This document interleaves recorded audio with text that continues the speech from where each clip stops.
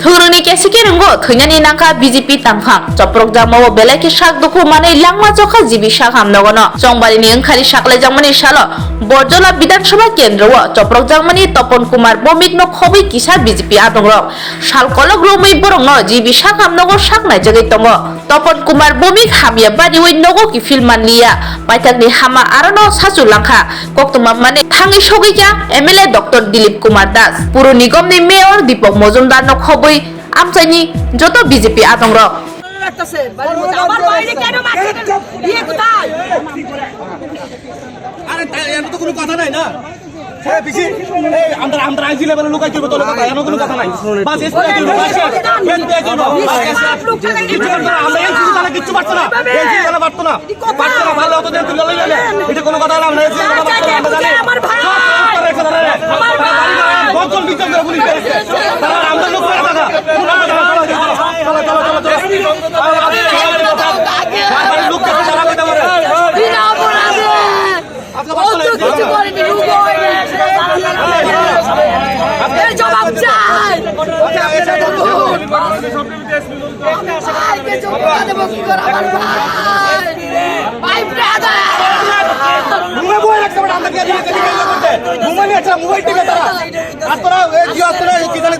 টাকা দেখছে তারা টেবিলে বই রাখছে আমরা কি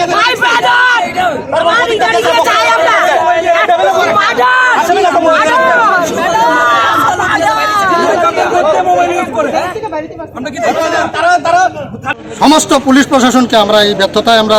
বলবো না যে ব্যর্থতা এর মধ্যে হয়তো আমাদের সন্দেহের দানা বাজছে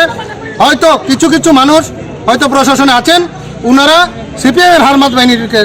বিভিন্নভাবে সুযোগ সুবিধা করে দিচ্ছেন যার জন্য এরা আজকে পর্যন্ত এই সুবিধাগুলো নিচ্ছে এখন আমাদের অনুরোধ আমাদের আইনের প্রতি দৃঢ় বিশ্বাস আমরা চাই ইমিডিয়েট আসামিদের 24 ঘন্টার মধ্যে অ্যারেস্ট করা হোক তাদেরকে বাকি যে আসামিগুলো আছে তাদের অ্যারেস্ট করা হোক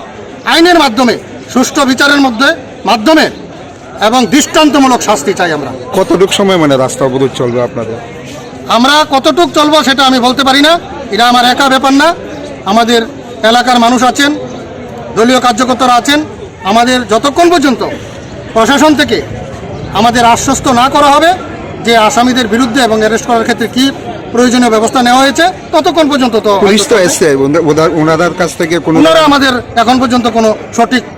কোনো আমাদের কিছু বলতে পারছেন না আমরা চাই আমরা সহযোগিতা চাই আমরা সহযোগিতা যেমন চাই আমরা সহযোগিতা এইচডিপিওর কাছ থেকে কোনো ধরনের মানে আশ্বাস পেয়ে ম্যাডামের সঙ্গে কথা হয়েছে ম্যাডাম বলেছেন আমরাও বলেছি যে ম্যাডাম আজকে পর্যন্ত তো আসামিদের যে আত্মীয় পরিজন ছিল আইনের তো অনেক প্রসিডিউর আছে না অনেক সোর্স আছে থানা পারে না পুলিশ পারে না এমন জিনিস বাদ নেই আমরাও সহযোগিতা করতে রাজি এলাকার মানুষ করতে রাজি কিন্তু আজকে পর্যন্ত আমি আবারও বলছি যে তাদের আত্মীয় পরিজন বাড়িতে বহাল তবিয়তে ছিল তাদেরকে আজকে পর্যন্ত যোগ জিজ্ঞাসা করা হলো না যে আইনের মধ্যে এমন একটা সিস্টেম তো নিশ্চয়ই হয়তো আছে যে আত্মীয় পরিজন থেকে যোগ জিজ্ঞাসা করা বা তাদের আত্মীয় পরিজন কোথায় থাকে কোনখানে তারা আত্মগোপন করে থাকতে পারে এইগুলো কি আমরা পাবলিক হিসেবে বলতে পারি এই আমার অনুরোধ আপনাদের কাছে আপনার মিডিয়ার মাধ্যমে আমরা এই কথাই বলতে চাই সারা রাজ্যবাসীর কাছে আমরা ধরে তুলতে চাই যে সিপিএমের যে হারমাত বাহিনীর প্রতিরোধ করতে হবে ঐক্যবদ্ধ থাকতে হবে কারণ দীর্ঘ 25 বছর 35 বছর যাবৎ ওরা এই হারমাত বাহিনী এইভাবে হারমাতগিরি করেছে আজকে আমাদের আকাঙ্ক্ষিত আমরা এটা কামনা করছি না কোনোদিনও যে আমরা আজকে রাজপথে আমাদের আজকে সব দেহ নিয়ে আজকে আমাদের মানে আন্দোলনে যাইতেছি আজকে আপনারা জানেন এবং সারা রাজ্যের মানুষ অবগত বিগত 2 তারিখ আমাদের এই রাজ্যের বিধানসভা নির্বাচনের রেজাল্ট ঘোষণা হয়েছে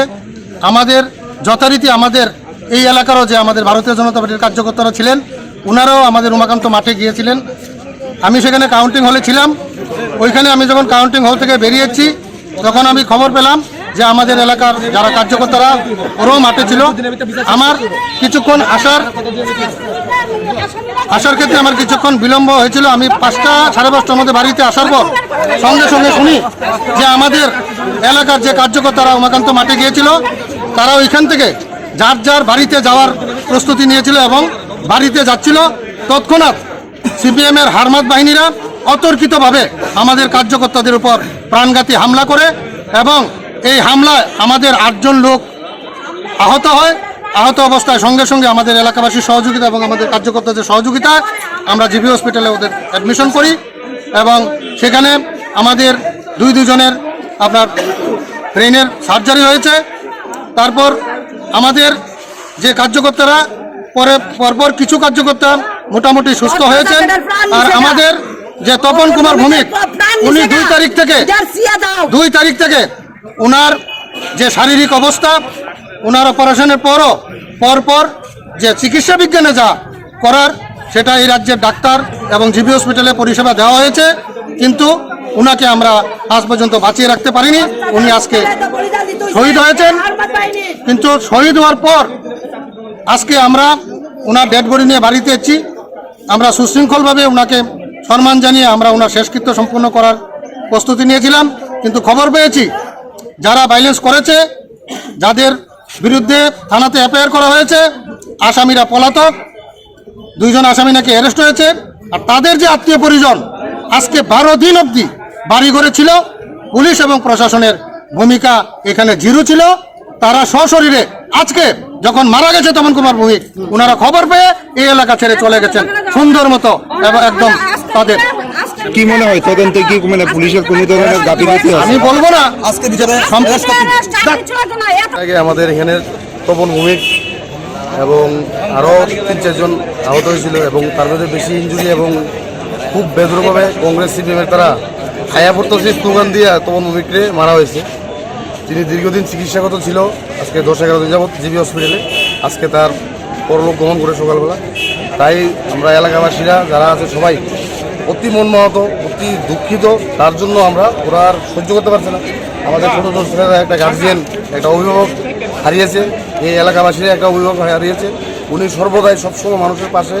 এবং সুখে দুঃখে সবার পাশে ঝাঁপিয়ে পড়তেন, লোকের জন্য কিছু একটা করার উদ্যোগ ছিলেন। তাই সবাই এলাকাবাসী মিলে আজকে এই রাস্তা পথ অবরোধ করেছে। ওরা মানতে পারছে না এরকম। এবং আমাদের যে এই এনসিসি থানার ভারপ্রাপ্ত যিনি এসডিও আছেন পারমিতা পান্ডে, ওনারা একতরফায়